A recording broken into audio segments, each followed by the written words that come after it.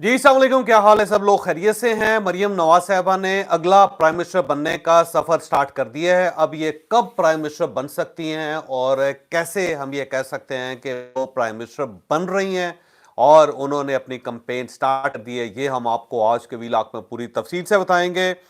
और पंजाब के अंदर तजावजात के ऊपर काम चल रहा है, लेकिन उसके ऊपर लोगों का एक प्रोटेस्ट भी चल रहा है साथ साथ। ये प्रोटेस्ट क्यों चल रहा है और क्या पंजाब के अंदर तजावजात खत्म होनी चाहिए या नहीं होनी चाहिए, ये भी हम आपको आज के व्लॉग में बताएंगे। और इमरान खान साहब की सेहत से मुताल्लिक खबरें क्यों गर्दिश कर रही हैं, क्यों ये खबरें फैलाई जा रही हैं और कौन है जो ये खबरें फैला रहा है, मकसद क्या है, ये भी हम आपको आज के व्लॉग में बताएंगे। और इमरान खान साहब बार बार अब आर्मी चीफ को अपना हदफ क्यों बना रहे हैं, जनरल आसिम मनीर का नाम बार बार क्यों लिया जा रहा है, ये भी आपको इसी व्लॉग में बताया जाएगा। और क्या पाकिस्तान तहरीक इंसाफ के अंदर फूट पड़ रही है, क्या ये पार्टी टूट रही है, ये भी आपको इसी व्लॉग में बताया जाएगा। लेकिन व्लॉग की तरफ जाने से पहले मेरी आपसे रिक्वेस्ट है कि चैनल को सब्सक्राइब जरूर कीजिएगा और ये जो बेल आइकन है उसको जरूर प्रेस करें ताकि नोटिफिकेशन आपको मिलता रहे। और ये याद रखें कि हर अच्छी बात सदका जारिया होती है। अगर आपको ये व्लॉग अच्छा लगे तो किसी न किसी के साथ जरूर शेयर कीजिएगा। और हमने अपना कॉलम 0 पॉइंट अब ऑडियो फॉर्म में भी लॉन्च कर दिया है। आप इस लिंक के ऊपर क्लिक करके अब हमारा कॉलम सुन भी सकते हैं। हम सबसे पहले पाकिस्तान तहरीक इंसाफ के अंदरूनी फूट की तरफ आते हैं। मेरा ख्याल ये है कि फवाद चौधरी साहब ने जब से एंट्री डाली है, उन्होंने पार्टी का तिया पंचा एक करके रख दिया है और बाकायदा वो इस पार्टी के ऊपर रोज गोलाबारी करते हैं और पार्टी के अंदर से कोई ना कोई आवाज उठना शुरू हो जाती है।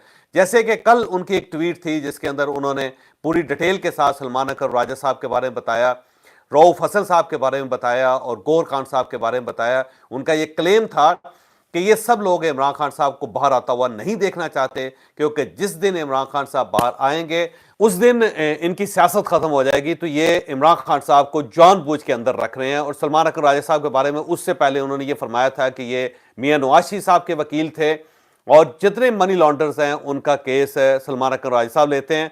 रऊफ हसन साहब के बारे में उनका ये क्लेम था कि रऊफ हसन साहब 5 करोड़ रुपया तनख्वाह ले चुके हैं और ये एक ऐसा इंकलाब लाना चाहते हैं जिसके अंदर इनकी तनख्वाहें इंसिक्योर हों और बाकायदा इंश्योर हो। और उसके साथ साथ शेख वकास अकरम साहब के उड़ा दी। उन्होंने कहा जी ये मुजाहिदीन को असला सप्लाई करते रहे और उससे इन्होंने पैसा कमाया था। और फिर ये जनरल परवेज मुशर्रफ से पैसे ले चुके हैं, हमजा शहबाज साहब से पैसे ले चुके हैं, फरियाल तालपुर साहिबा से भी ये पैसे ले चुके हैं और बड़ा इन्होंने कटा चटा उनका, जिसके ऊपर ज़ाहिर पार्टी बड़ी हैरान भी है, परेशान भी है। उसके बाद अब उन्होंने कल एक सवाल ये उठा दिया कि ये जितने कायदीन इस वक्त पाकिस्तान तहरीक इंसाफ के अंदर मौजूद है, जिसमें सलमान अकबर राय साहब हैं, इनको मुल्क से बाहर जाने की बाकायदा इजाज़त है, ये किसी वक्त भी मुल्क से बाहर जा सकते हैं। कि जबकि हमें गिरफ्तार भी किया गया था, 9-9 महीने हमें जेलों में भी रखा गया, हमें रगड़ा भी लगाया गया और इसके बावजूद हम ECL पे भी हैं।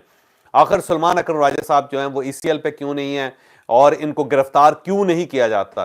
तो ऐसे सवाल फवाद चौधरी साहब उठा रहे हैं।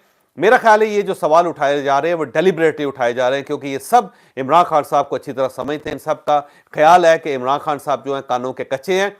जब हम बार बार ये बातें करेंगे तो अल्टीमेटली इमरान खान साहब किसी न किसी वक्त मुतासर हो के कोई ना कोई एक्शन लेंगे।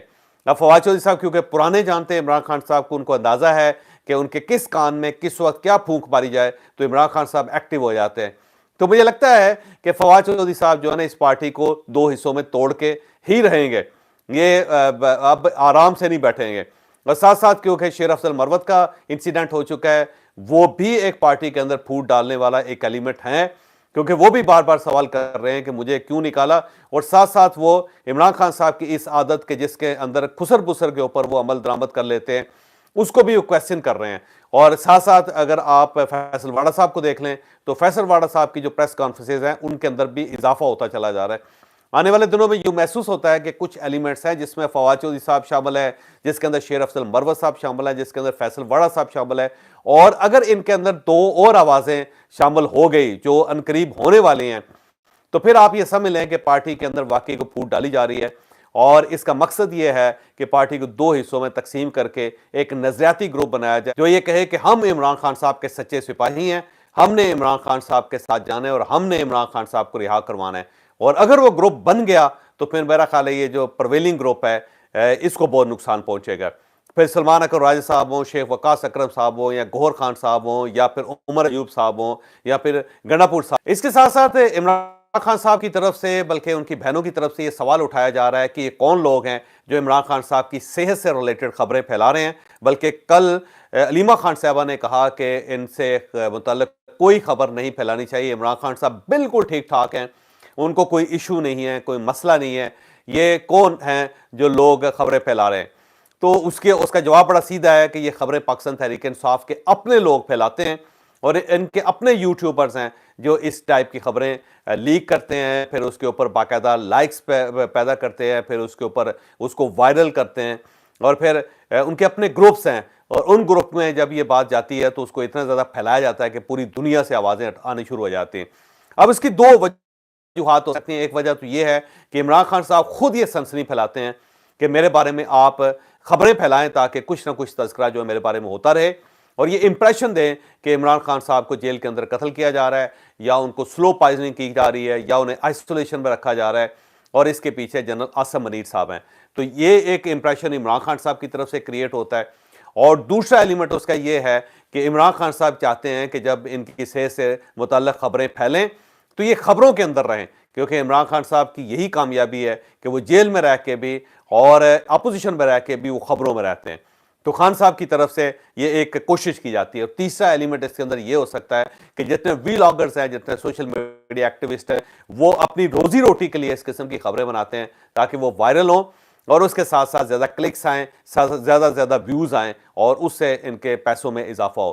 تو میرا خیال یہ ہے کہ پارٹی کو یہ سوچنا چاہیے کہ اگر عمران خان صاحب کی صحت سے ریلیٹڈ خبریں پھیلائی جا رہی ہیں یا ان خبروں کو اٹھایا جا رہا ہے تو اس کا مقصد کیا ہے. کہیں ایسا نہ ہو کہ اتنا زیادہ شور و غوغا کیا جائے کہ اس میں واقعی کسی دن شیر آ جائے اور پھر عمران خان صاحب جو ہیں وہ دیکھتے ہی رہ جائیں اور شیر جو ہے بہت کچھ کر جائے ان کے ساتھ.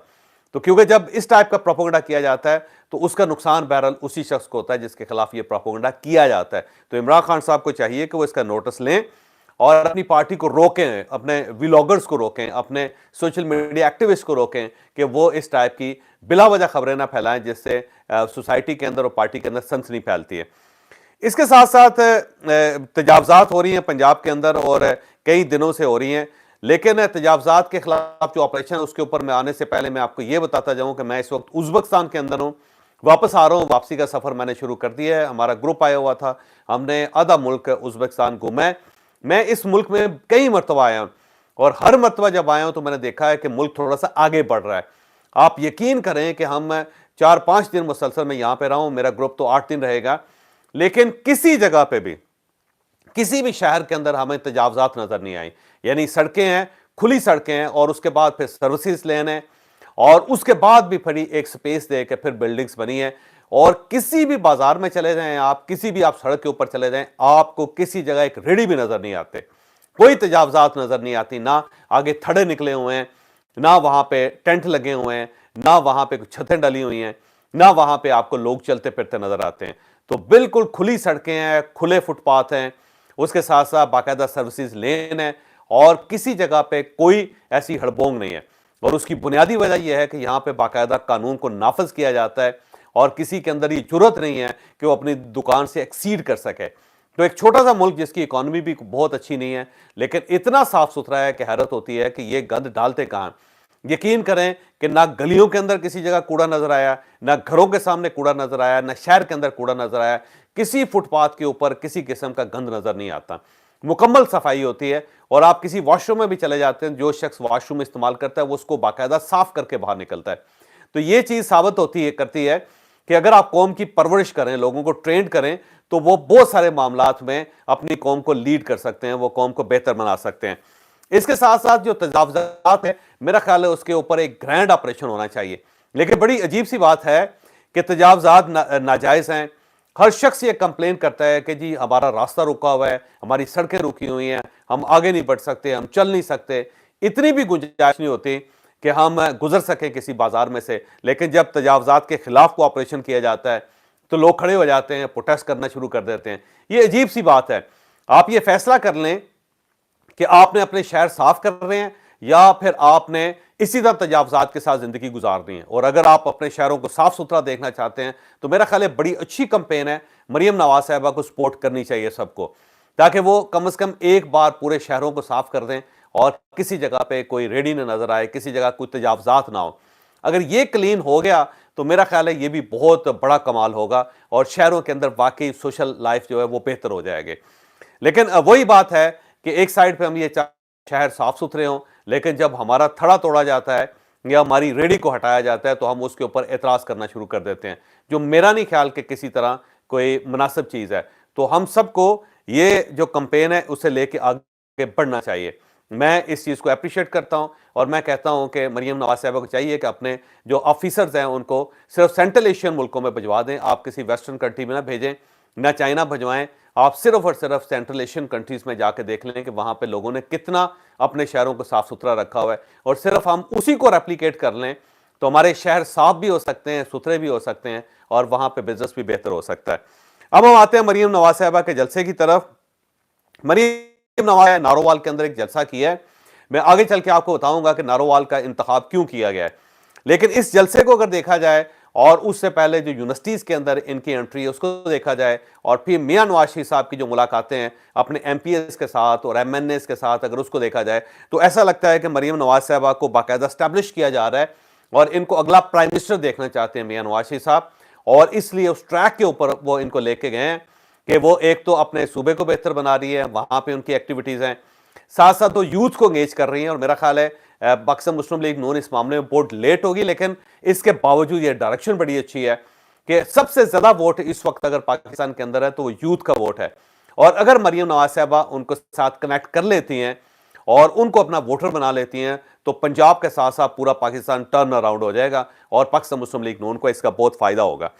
اور اس کے ساتھ ساتھ اب مریم نواز صاحبہ نے جلسے شروع کر دیے ہیں. کل انہوں نے نارووال کے اندر پہلا جلسہ کیا اور یہ ان کا پہلا جلسہ ہے چیف منسٹر بننے کے بعد, اور جلسہ بڑا بھرپور تھا اور اس کے اندر جو لوگوں کی پارٹیسپیشن تھی وہ بھی بہت شاندار تھی.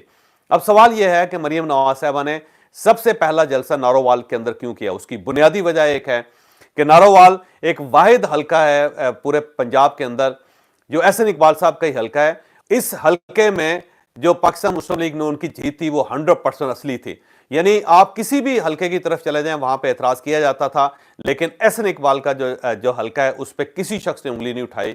کسی نے نہیں کہا کہ احسن اقبال جو فارم 47 کے ایم این اے ہیں یا فارم 47 کے منسٹر ہیں, سب لوگوں کو اس چیز پہ یقین تھا کہ احسن اقبال صاحب جنرلی جیتے ہیں. بلکہ کہا جاتا ہے کہ پورے پنجاب کے اندر صرف 2 سیٹیں ہیں جو پاکستان مسلم لیگ نون نے جیتی ہے, ایک رانا تنویر صاحب کی ہے اور دوسری احسن اقبال صاحب کی ہے. اب رانا تنویر صاحب کے بارے میں بھی کچھ نہ کچھ کہا جا سکتا ہے, کوئی نہ کوئی سوال اٹھایا جا سکتا ہے, لیکن احسن اقبال کے بارے میں کوئی سوال نہیں اٹھایا جا سکتا. یہ حقیقت ہے کہ یہ ایک ایسا حلقہ ہے جس کے اندر پاکستان مسلم لیگ نون واقعی بڑی ہے اور اس کا سارا کریڈٹ احسن اقبال صاحب کو جاتا ہے, کیونکہ انہوں نے یہاں پہ ایک نالج بیسڈ اکانومی ڈیولپ کر دی اور اتنے زیادہ ادارے انہوں نے یہاں پہ بنائے ہیں, ایجوکیشن ادارے, کہ پورے علاقے کو ٹرن اراؤنڈ کر دیا, پورے علاقے کو بدل کے رکھ دیا ہے.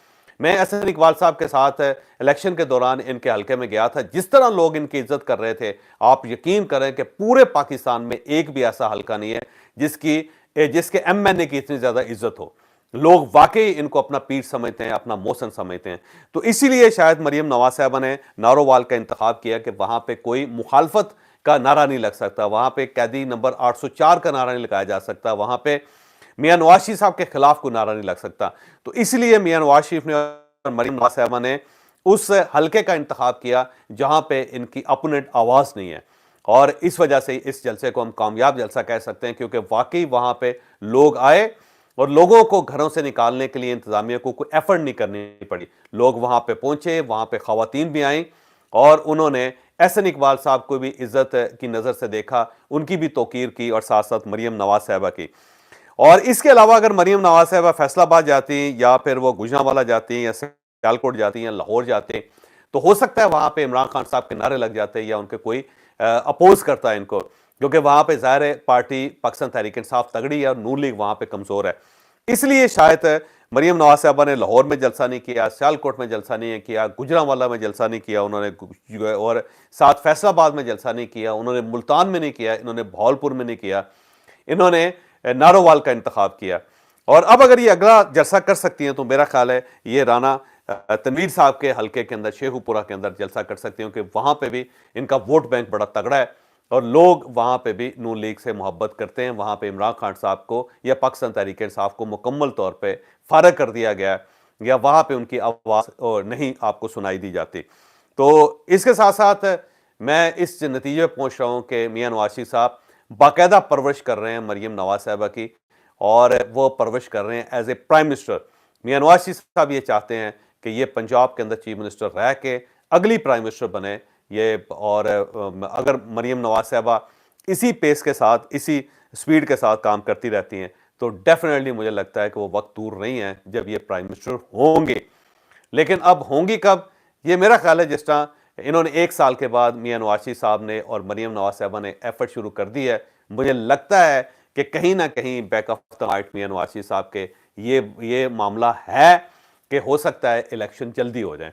اور جس دن پاکستان مسلم لیگ نون کو یہ محسوس ہوگا کہ حالات ہمارے کنٹرول میں آ گئے ہیں, ہمارا ووٹ بینک واپس آ رہا ہے, عمران خان صاحب کا ووٹ بینک جا رہا ہے یا پارٹی کے اندر کوئی ٹوٹ پھوٹ وہاں پہ ہو جاتی ہے, تو میاں نواز شریف صاحب کی ایفرٹ ہوگی کہ وہ اسمبلیاں توڑ کے نیا الیکشن کروا دیں. اور اگر وہ نیا الیکشن ہو گیا تو اسی پیس کے ساتھ اگر مریم صاحبہ چلتی رہتی ہیں تو ان کے پرائم منسٹر بننے کے چانسز بڑھتے چلے جائیں گے. مجھے اجازت دیجیے, اگلے ولاگ میں ملاقات ہوگی. پاکستان زندہ باد.